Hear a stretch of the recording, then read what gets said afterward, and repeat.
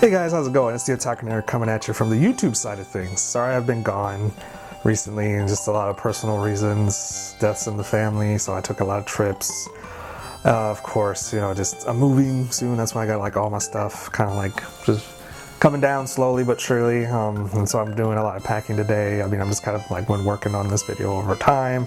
Hopefully I can get it out to you soon, all that good stuff, but you're watching it, so yeah, I got it out. But anyway, so since I have been gone, at least from the YouTube side, I've been doing plenty of streaming on Otakunator Streams in my Facebook channel, page thing, whatever, I don't even know what you call it on Facebook side. So yeah, definitely hit those up if you want to chat or ask about some updates about live or stuff and things, my opinions. People seem to like to hear my Nintendo rants every now and then. But anyway, so the things I kind of really want to talk about today is mostly Nintendo's announcement of coming back to E3. I feel like that's kind of like a big deal. They've been kind of like, yeah, we're going to do our own thing for so long. And they've been changing the game for so long. They've been doing their Nintendo Directs. That was such a big deal, where they weren't going to do presentation on the floor. So they've been kind of always surprising and doing cool stuff at E3, so it's oh man, what are they gonna do this year? The puppets, the robot chicken animation, stuff like that. So I feel like this is another big opportunity to create hype for their products, especially things coming for the next at least year and a half. So I think this is the best time to kind of bring out those heavy hitters. So those are kind of what I want to talk about, because Nintendo's always done, okay, here's the cool games. Here's a teaser, early on in the year, and we're going to tell you about all the stuff at E3, more details. E3 was always a more details kind of thing. So I feel the fact that they haven't announced anything for it and we're less than 2 months away, or just announced anything in general besides Skyward Sword, I feel this is kind of going to be their big announcement, at least I hope. Usually Nintendo has been known to disappoint every now and then. But here's just some things I'm hoping for, and things that I would think would be smart to create hype and buzz, because anything Nintendo announces at E3 is going to be all over every Kotaku, IGN, all over every major gaming and nerd, I guess you could say, publication site and Facebook, Twitter, Instagram page. They're going to talk about it. So I feel with all this buzz that's going to be created, this is the best time to kind of put forth their big heavy-hitting titles, so that way everybody can get excited for it. But anyway, let's go on and talk about that. Alright, so it's definitely back being on the YouTube platform, and of course we're going to talk about them video games. So one of the biggest games that I think everybody and myself are anticipating to be at E3 is Breath of the Wild. Whether it comes out this year or next year, it's just going to be one of those things that I think we are all just kind of be expecting, basically. Honestly, I feel that's kind of going to be their opener. I think that'd be a smart idea to do, is just open up with Breath of the Wild, get the energy hype, get the energy going, get the excitement going, the blood flowing, so everything that's announced after that is just kind of oh man, because with Smash, when they hit Sephiroth at the Gaming Awards ceremony, that just was what? That just kind of kept the whole thing energy high, expectations were high.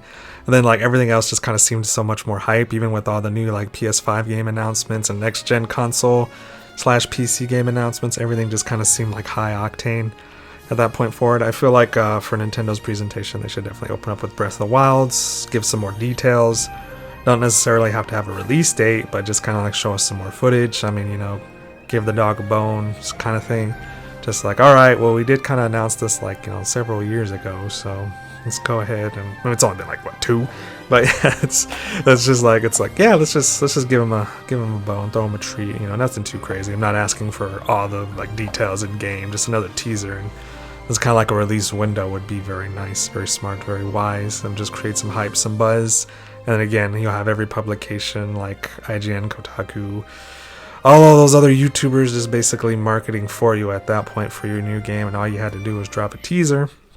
So, of course, we'll see how that goes. That's definitely, Breath of the Wild 1 was the best-selling Legend of Zelda game of all time. It came out for the Switch and the Wii U, so the fact that, one, this game got a prequel, which, by the way, I still need to play. Oh, I'm so ashamed that I have not played it yet. I have not played Age of Calamity. I don't know, I think I'm just kind of holding off for more Breath of the Wild 2 stuff. And it's not exactly my style of game, but it is fun, and it's definitely something I do want to go to for the story. But anyway, we'll go on to the next topic. I feel like one of the things they should announce is, since we're seeing a lot of like support for Mario Party getting that new online mode and that new online like edition, I guess you could say, that free update. I feel like they should add more DLC to Mario Kart 8. I mean, if it's their best-selling Mario Kart game of all time, and you have like so many costumes, so many tracks on your mobile game platform, and I get it, you want to make money off of that, but it's not exactly like Mario Kart 8 Deluxe isn't making you money either. It's still the best-selling Mario Kart game of all time as well. Funny that the Switch has two of the best-selling games of their franchise of all time on their platforms. But anyway, let's just go on and continue. But yeah, no, it's we should definitely have some kind of like, I feel like additional support for Mario Kart 8. I mean, if we're not getting Mario Kart 9 anytime soon, I feel like some DLC should and could be announced. I mean, it'd be cool if we got a Mario Kart 9 announcement. That'd be more ideal, since you have all these cool new things and stuff and costumes going on. And I mean, maybe that's it. Maybe like the whole like costume thing was something they wanted to test out in the mobile game, so now they have it and they got the results, and now they're going to go ahead and push that kind of like model on Mario Kart 9. I don't know if they'll make you pay for it, I mean, or if the new tracks will be paid for, or how that works. We'll see. But I feel like some kind of new Mario Kart news needs to happen. I feel like it's definitely overdue. I mean, Mario Kart 8 Deluxe has been it's technically been on two platforms. It's been the same Mario Kart with like a few additions since 2014, and a few more additions are needed, or at least a whole nother sequel. But I'll get off that soapbox. Of course, I think they should have any kind of another thing we should see at E3. Well, I feel like they're kind of starting to turn into not as like hype, but like a Smash character. Obviously, I mean, Smash character. Like, I mean, that's definitely something we should see and have. I mean, it's kind of tough to be like, all right, well, who's left? I mean, I honestly think it's going to be mostly just third-party support at this point, because I feel like we've hit all the important first-party franchises and first-party characters.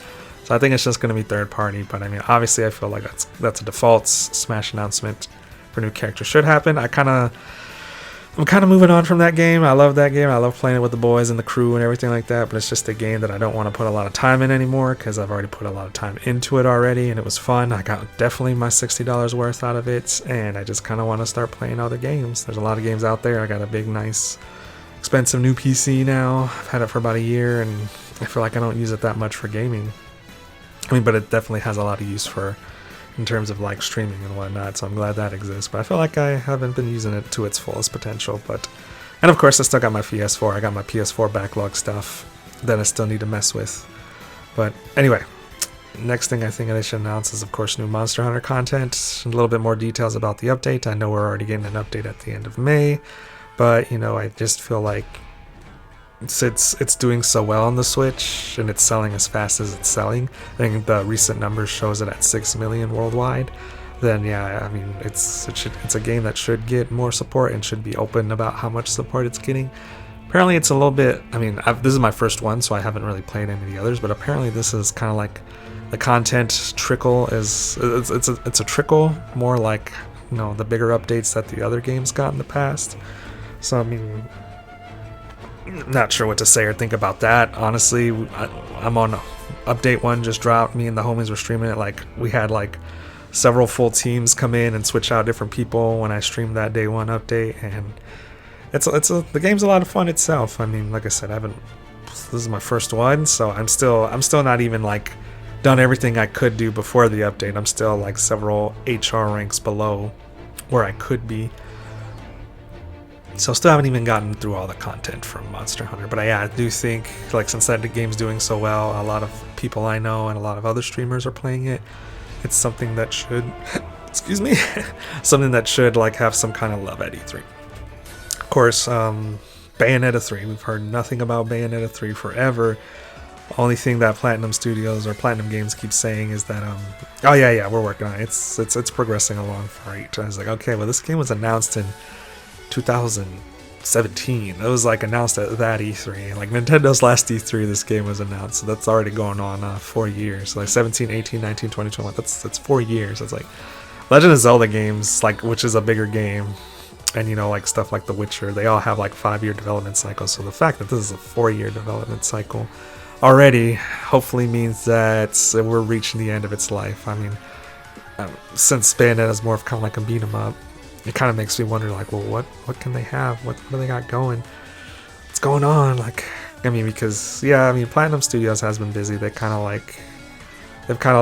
announced a couple other games. They've ported over The Wonderful 101, stuff like that. But I feel like, I don't know, maybe it's just because it's on Nintendo and their other games are multi-platform. They're not giving it as much love or something. I don't know. Maybe there's like a fallout between them and Nintendo. But I feel like Bayonetta is definitely overdue for some love and attention. Like I said, don't need an announce date. Just need like a trailer and maybe like a release window or coming soon or something.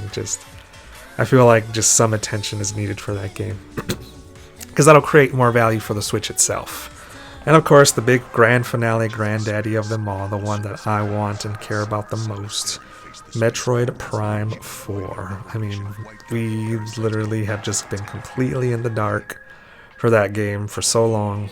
Besides that, 2 years into the development cycle, they says, all right, we're scrapping it and going over to Retro Studios. Which, I think they should have had that game from the start, but whatever. Again, we don't need like news like, okay, it is coming out this year or next year. We need like a teaser, a trailer. 2022. Splatoon's already got that trailer, like with the fat 2022. I have no idea when it's coming out. They just need to kind of chalk it up and admit it. All right, it's coming out 2022, and then just kind of like have a teaser trailer, and then just bam, just hit us with the Metroid Prime trilogy trailer right after that. Just be like, oh yeah, you think you're excited. It doesn't even have to be a long trailer. It could be like a 10-20 second trailer of like, Metroid Prime trilogy HD clips, and it's like, whoa, if you excited for this game, don't forget to play the original 3, because that's just a smart idea. If you want more players to play your new game, you see news all the time about, oh, they hired a Call of Duty person, they've hired a Battlefield person, they hired a God of War person, they hired a guy that worked on Disney movies. Like, if you're like, all you see is news for all these like high profile like developers and animators and artists and whatnot coming to Retro Studios to work on Metroid Prime 4, and if you're like putting all that work and effort and investment in making your game popular, making sure that this specific game is a success, then you got to do not just that, but just the basic, well, here's access to the previous games, so that way they can create new fans. That's something that they should do. Not everybody had a Wii U, so they're not going to be able to digitally get the Wii U version. You're already HD porting Skyward Sword, and you already HD ported, Galaxy Sunshine and Mario 64. That's just makes sense to, and I know Nintendo doesn't like to make sense all the time, but it just makes sense to just create new fans and make the existing ones happy, and just throw out Metroid Prime Trilogy HD on the Switch. You see articles all the time that's like, oh yeah, it's there, it's just not confirmed or released yet, but I know a guy who knows a guy that says Metroid Prime Trilogy is a thing, and it's pretty much like, I've heard so many rumors like, oh, it's done, or it's like, oh, they're working on it, because they're not just HD porting it. They've like re-rendered or redid some of the models, and not all of them, but like they put a little bit more details in some of them. That's another studio, and of course there's the whole rumor of, well, they're working on another, like Mercury Steam. I've heard that one several times. Mercury Steam's working on a new 2D Metroid, which would be nice. Just something to hold over the Metroid crew. Like I said, Nintendo's putting a lot of work and effort into making this specific Metroid Prime a success. I've seen so much work and hype and like care given into this version of Metroid than I have any other version. Like, they didn't do this with 1, 2 came out, or at least for Metroid Prime. Metroid 1 Prime and Metroid Prime 2, I think, were like a 2-year difference. Metroid Prime 3, I feel like, got a decent amount of love, and then the trilogy got a decent amount of love when they put it over to the Wii. Obviously they like rechanged the resolution and everything like that, redid the controls. So, but like this one, they're just taking so much care and they're babying it. Like, no, we need to make this a success. They're like they're treating it like a Mario and Zelda game for once, and that's what makes me happy and excited, but also nervous, because it's like, all right, well, if this game doesn't do good, oh boy, I tell you, like it's not gonna bode well for the future of the franchise. But who knows? Like I said, it's the mind of Nintendo is an interesting one, but as a fan, I feel like I haven't, and as a content creator, I obviously have obligations to talk about what they're doing, what they're thinking, things that can help and make it better, but of course they're just gonna be like, oh, you're just some crazy fan. But anyway, I went ahead and ranted on long enough. Let's go ahead and wrap this video up. Alright, yeah, so that were my thoughts on things. You know, Breath of the Wilds 2, obviously. I mean, Metroid Prime 4.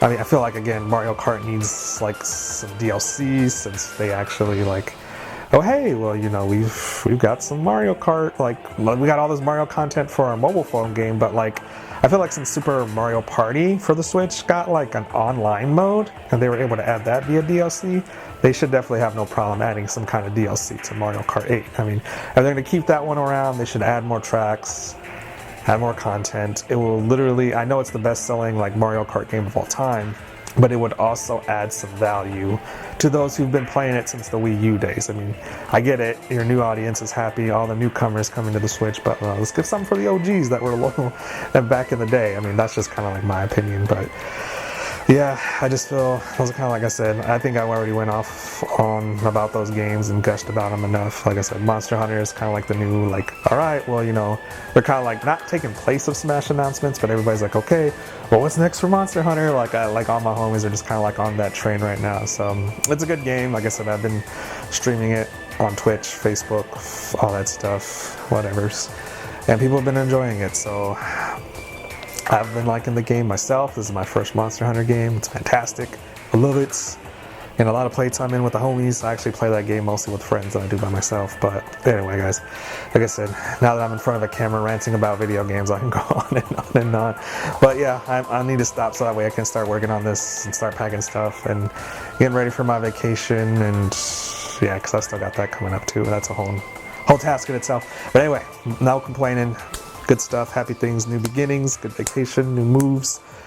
Talking Air's back. Oh yeah, and I'm going to a convention. IkiCon did get announced, and I'll have both vaccines by then. And Works decided that they could give me those days off. So, con videos are going to be returning in 2021. I mean, I don't know how big the convention will be. I don't know if it'll be at full power, max bag, or if we'll be able to like get the full experience. I know all the lovely cosplayers will be wearing their masks and whatnot, but well, we'll do what we can do. We'll make what we can make. We'll take what we can take. I haven't made a con video in so long that I started going through old footage and redoing them like I did for IkiCon. But anyway, guys, like I said, I've gone on long enough. So have yourself a great day, night, week, whatever. Peace out. See you next time. Hopefully soon. I'm going to try to be more active on YouTube now that life started to, not really, but slow down. Well, no, I didn't slow down. I just kind of forced myself to make this. But it was nice. It was nice. Like I said, I won't shut up on the camera because I was just like enjoying the rant. But anyway, guys, for reals. Have yourselves a great day, night, week, whatever. Peace out.